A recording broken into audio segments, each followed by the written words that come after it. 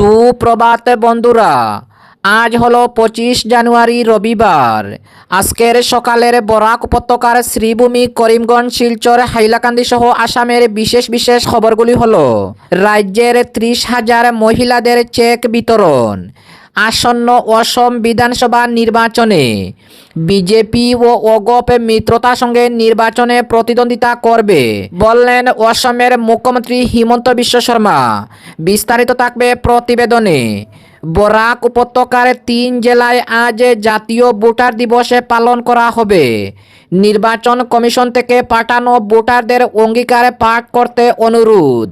অসমের সরকারি চাকুরিতে নিযুক্তি লাভ করা যে সকল প্রার্থীরা এখন পর্যন্ত মেডিকেল ফিটনেস সার্টিফিকেট পাননি, তারা আগামী 30 জানুয়ারির মধ্যে মেডিকেল ফিটনেস সার্টিফিকেটের জন্য ফর্ম সংগ্রহ করতে নির্দেশ। 26 জানুয়ারি অর্থাৎ প্রজাতন্ত্র দিবস উপলক্ষে আসাম রাইফেলসের ফাইনাল রিহার্সেল অনুষ্ঠিত। আসামের শিক্ষামন্ত্রীর ঘোষণা, শিক্ষা বিভাগের 4,500 জনের চাকরির তালিকা আগামী সোমবার প্রকাশিত হবে। জুবিন গর্গের মৃত্যুর রহস্যের জট কাটেনি, নেশার তত্ত্ব মানতে নারাজ জুবিনের পরিবার। এবার প্রধানমন্ত্রী নরেন্দ্র মোদীর হস্তক্ষেপ চেয়ে চিঠি এবং অসমে ভোটার তালিকা সংশোধনের নামে ফর্ম 7 অপব্যবহার নিয়ে সতর্ক করল নির্বাচন কমিশন। ফর্ম 7 অপব্যবহার করে হাজার হাজার মানুষের নাম বাদ দিতে আতঙ্কিত অসমের বহু মানুষ। তাহলে বিস্তারিত খবরে যাওয়ার আগে অবশ্যই ভিডিওটিতে একটি লাইক দিয়ে চ্যানেলটি সাবস্ক্রাইব করে পাশের বেল আইকনটি বাজিয়ে রাখবেন এবং ফেসবুক পেজে দেখে থাকলে পেজটি ফলো করে ভিডিওটি শেয়ার করবেন, যাতে সঠিক খবরগুলি সবার কাছে পৌঁছাতে পারি। এবার শুনুন আজকের খবরের বিস্তারিত। প্রথম খবর, রাজ্যের 30,000 মহিলাদের চেক বিতরণ, আসন্ন অসম বিধানসভা নির্বাচনে বিজেপি ও ওগপ মিত্রতার সঙ্গে নির্বাচনে প্রতিদ্বন্দ্বিতা করবে বললেন অসমের মুখ্যমন্ত্রী হিমন্ত বিশ্ব শর্মা। অসমের মুখ্যমন্ত্রী ডক্টর হিমন্ত বিশ্ব শর্মা গতকাল অসমের নলবাড়ির বরক্ষেত্রী বিধানসভা এলাকায় 30,806 জন আত্মসহায়ক গোষ্ঠীর মধ্যে মহিলা উদ্যমিতা প্রকল্পের অধীনে 10,000 টাকা করে চেক বিতরণ করেন। অনুষ্ঠানের পর সাংবাদিকদের সঙ্গে কথাবার্তায় অসমের মুখ্যমন্ত্রী বলেন, আসন্ন অসম বিধানসভা নির্বাচনে অসমে ওগপ এবং বিজেপির মিত্রতা প্রায় চূড়ান্ত এবং আসন সংখ্যাও পূর্বের মতোই থাকবে, জানালেন অসমের মুখ্যমন্ত্রী হিমন্ত বিশ্ব শর্মা। অপরদিকে বরাক উপত্যকার 3 জেলায় আজ জাতীয় ভোটার দিবস পালন করা হবে। ভারতের নির্বাচন কমিশন থেকে পাঠানো ভোটারদের অঙ্গীকার পাঠ করতে অনুরোধ। বরাক উপত্যকার 3 জেলায় আজ জাতীয় ভোটার দিবস পালন করা হবে। শ্রীভূমি, করিমগঞ্জ জেলায় আজ 16 জাতীয় ভোটার দিবস উপলক্ষে শ্রীভূমি, করিমগঞ্জ জেলার সব সরকারি কার্যালয়, শিক্ষা প্রতিষ্ঠান, রাষ্ট্রায়ত্ত প্রতিষ্ঠান ইত্যাদিতে জাতীয় ভোটার দিবসের অঙ্গীকার গ্রহণ করা হবে। এবছরের জাতীয় ভোটার দিবসের বিষয় হচ্ছে মাই ইন্ডিয়া মাই ভোট। এই বিষয়ের উপরে নির্বাচন কমিশন থেকে পাঠানো ভোটারদের অঙ্গীকার পাঠ করতে শ্রীভূমি জেলা নির্বাচন আধিকারিক জেলার সব কার্যালয় প্রধান ও শিক্ষা প্রতিষ্ঠানের প্রধানদের অনুরোধ জানিয়েছেন। এর পাশাপাশি এই কার্যসূচির ছবি রাজ্য নির্বাচন কমিশনের কাছে জমা দেওয়ার উদ্দেশ্যে শ্রীভূমির নির্বাচন আধিকারিকের কার্যালয়ে জমা দেওয়ার অনুরোধ জানানো হয়েছে। অপরদিকে অসমে সরকারি চাকুরিতে নিযুক্তি লাভ করা যে সকল প্রার্থীরা এখন পর্যন্ত মেডিকেল ফিটনেস সার্টিফিকেট পাননি, তারা আগামী 30 জানুয়ারির মধ্যে মেডিকেল ফিটনেস সার্টিফিকেটের জন্য ফর্ম সংগ্রহ করতে নির্দেশ। অসমের রাজ্য সরকার থেকে যেসব প্রার্থী সম্প্রতি এডিআরই, পুলিশ, নার্স, শিক্ষা বিভাগ ইত্যাদিতে চাকরিতে নিযুক্তিপত্র পেয়েছেন কিন্তু এখন পর্যন্ত মেডিকেল ফিটনেস সার্টিফিকেট পাননি, তাদের জন্য আগামী 28 থেকে 30 জানুয়ারির মধ্যে শ্রীভূমি, করিমগঞ্জ সিভিল হাসপাতাল প্রাঙ্গণে বিশেষ মেডিকেল ফিটনেস টেস্ট ও সার্টিফিকেট প্রদান শিবির অনুষ্ঠিত হবে। এই বিশেষ শিবিরে প্রার্থীদের সিভিল হাসপাতালের ওপিডি কাউন্টারে তাদের নিযুক্তিপত্র দেখিয়ে সংশ্লিষ্ট ফর্ম সংগ্রহ করতে হবে বলে শ্রীভূমি হাসপাতালের ভারপ্রাপ্ত সুপার জানিয়েছেন। অপরদিকে অসমের শিক্ষামন্ত্রীর ঘোষণা, শিক্ষা বিভাগে 4,500 জনের নতুন চাকরির তালিকা আগামী সোমবার প্রকাশিত হবে, জানালেন অসমের শিক্ষামন্ত্রী। আসামের রাজ্য বিদ্যালয় শিক্ষা বিভাগের আওতাধীন প্রাথমিক এবং উচ্চ প্রাথমিক বিদ্যালয়ের 4,500টি শিক্ষক পদে চাকরির নিযুক্তির জন্য প্রার্থীদের পরীক্ষণ তালিকা আগামী সোমবার প্রকাশিত হবে। অসম রাজ্যের শিক্ষামন্ত্রী ডক্টর রনোজ পেগু সামাজিক মাধ্যমে গতকাল একথা ঘোষণা করেছেন। তিনি একই সঙ্গে প্রার্থীদের পরীক্ষণ প্রক্রিয়া আগামী 28 জানুয়ারি আরম্ভ হবে বলে জানিয়েছেন। এর জন্য প্রার্থীদের প্রয়োজনীয় নথিপত্রসমূহ প্রস্তুত রাখার জন্য শিক্ষামন্ত্রী আহ্বান জানিয়েছেন। অপরদিকে আগামী 26 জানুয়ারি অর্থাৎ প্রজাতন্ত্র দিবস উপলক্ষে আসাম রাইফেলসের ফাইনাল রিহার্সেল অনুষ্ঠিত। আগামী 26 জানুয়ারি অর্থাৎ প্রজাতন্ত্র দিবসকে সামনে রেখে আগরতলায় আসাম রাইফেল ময়দানে অনুষ্ঠিত হয়েছে গতকাল ফাইনাল অনুষ্ঠানের রিহার্সেল। প্রজাতন্ত্র দিবস উদযাপনকে ঘিরে ইতিমধ্যে প্রশাসনের পক্ষ থেকে নেওয়া হয়েছে ব্যাপক প্রস্তুতি। জানা গেছে এবছর প্রজাতন্ত্র দিবসের মূল অনুষ্ঠানে মোট 16টি প্ল্যাটন অংশগ্রহণ করবে। এর মধ্যে প্রতিবেশী রাষ্ট্র মণিপুরের একটি প্ল্যাটনও রয়েছে।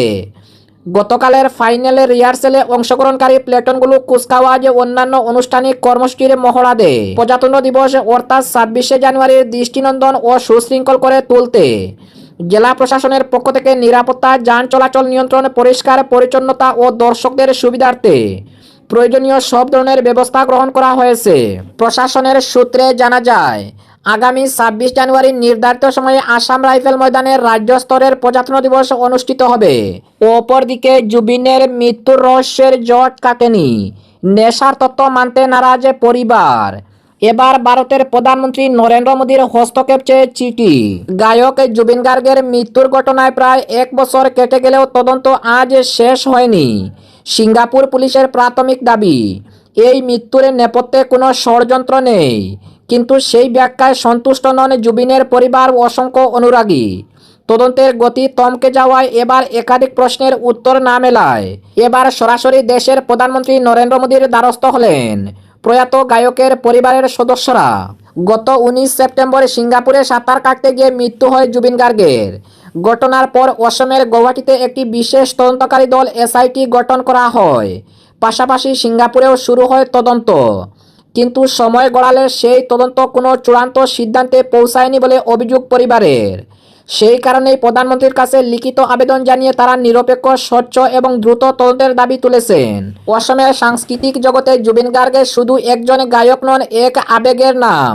তার মৃত্যুর পর গৌহাটির রাস্তায় লক্ষ লক্ষ অনুরাগীর ভিড়, সেই জনপ্রিয়তাই তার প্রমাণ।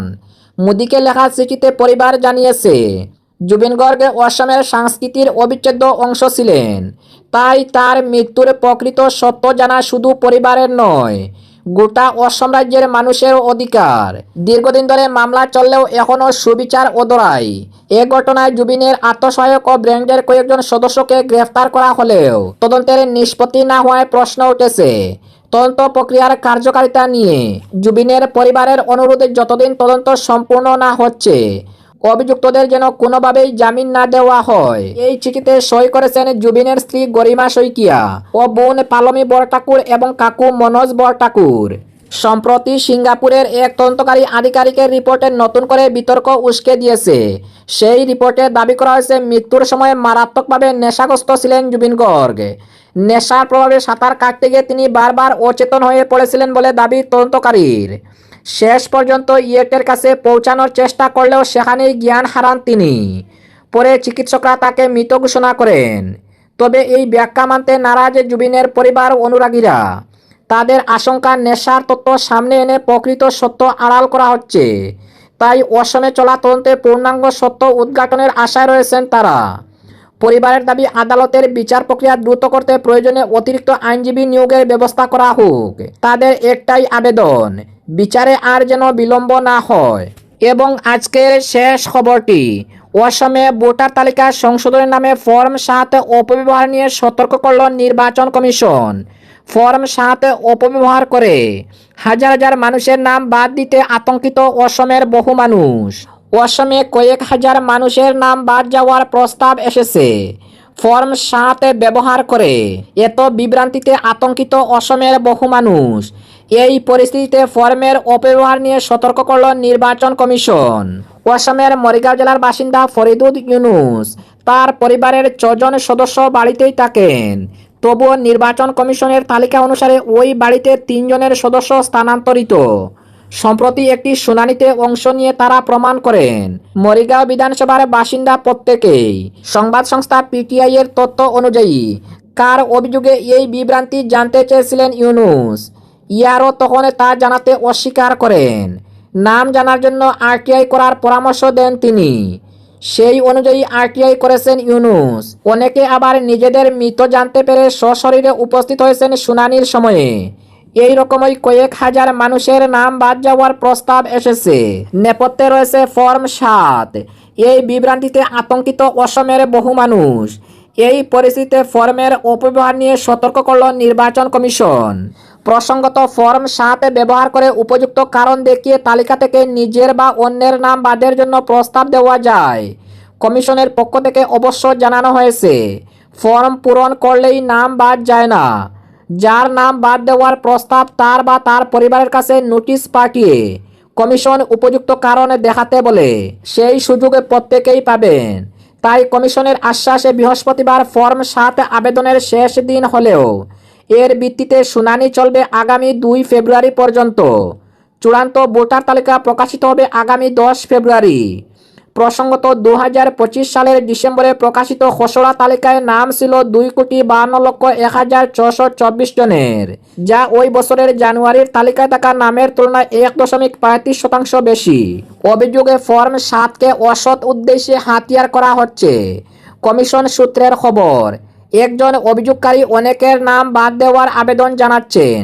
এই ধরনের অভিযোগকারীদের সঙ্গে যোগাযোগ করা হলে তারা ফর্ম ৭ পূরণের দাবি অস্বীকার করে দাবি করেছেন তাদের নাম বাড়ানো হয়েছে। জানা গেছে, করণ রায় নামের এক ব্যক্তি ৯ জনের নাম বাদ দেওয়ার আবেদন জানিয়েছিলেন। পরে তিনি সহ ৯ জন নির্দিষ্ট কেন্দ্রে উপস্থিত হয়ে জানান এমন কোনো আবেদন জানানো হয়নি। অসমের পরিস্থিতি এমন পর্যায়ে পৌঁছেছে যে মরিগাঁও, ধুবড়ী, গোয়ালপাড়ায় কমিশনের দায়িত্বপ্রাপ্ত আধিকারিকরা বিজ্ঞপ্তি জারি করেছেন, যাতে উল্লেখ রয়েছে অযৌক্তিক আবেদনে জমা দিলে শাস্তিযোগ্য ব্যবস্থা নেওয়া হবে।